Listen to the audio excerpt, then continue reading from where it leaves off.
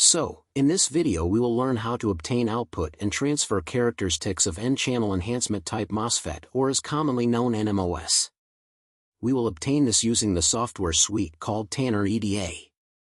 We will be using TSPICE to write the codes and waveform viewer to view the outputs. So, the first step to obtain the characteristics is to understand to make the circuit first.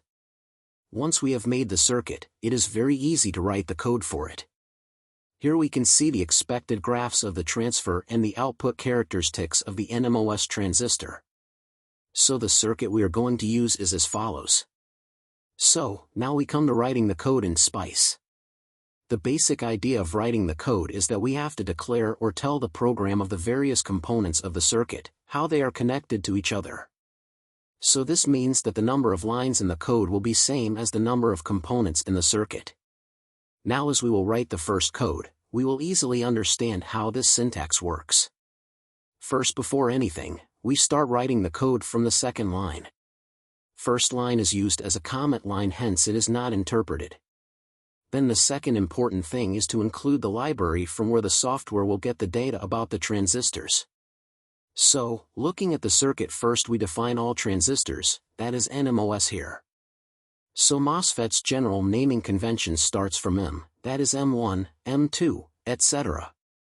Then the syntax of the MOSFET line is name, that will be M1, then the drain, gate, source, and body.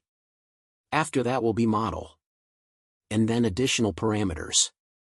These terminals of the MOSFET, we will write where these are connected to. Looking at the circuit, we can easily see that drain is connected to node N2, gate also to N2, base to N1 and source to ground. All the places where one component is connected to the other, we have to name that node. We also observe here that all the nodes are named using N. So typing that in our code will be M1 N2 N2 GND N1 NMOS. After that we add some additional parameters, which are width and length of channels. We will be giving these dimensions because of the default library used here is for this size only. After this we will code in the other components, which are the two cells or voltage sources.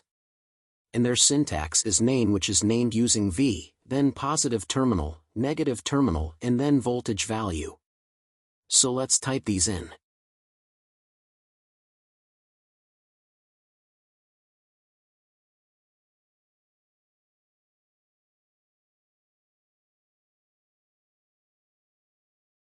After that we need to run this. For that, we will do DC sweep. So we type .dc and then the parameter we will vary, which is VGS, and transfer characteristics. And then the initial value, final value, and the step size.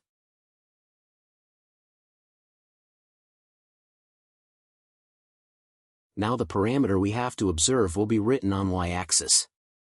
That will be represented using .print function, then ID, which means drain current, and then the NMOS name, so ID of M1. And then we will end the program. This completes the code. Just take a second and verify if all the nodes are matching how we have made in the circuit, and then just save and run the program. Running the program opens up waveform viewer, where we can easily observe that we have obtained the required graph. This completes our transfer characteristics.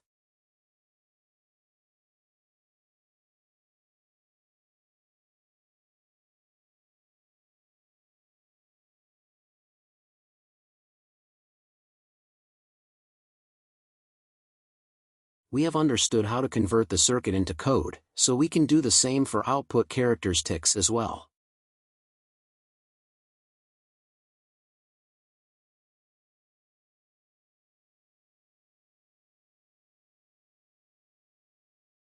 Here is the circuit that we will make, using code. There are some changes to nodes, so let's make that quickly.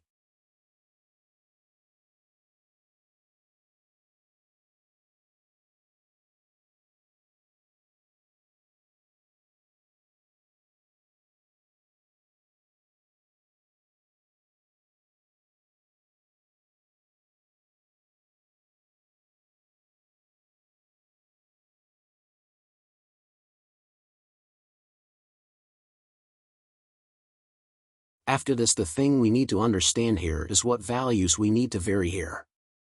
Here we will vary VDS as well as VGS.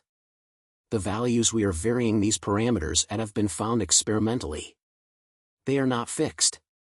You can check with different values and see how you are getting the results.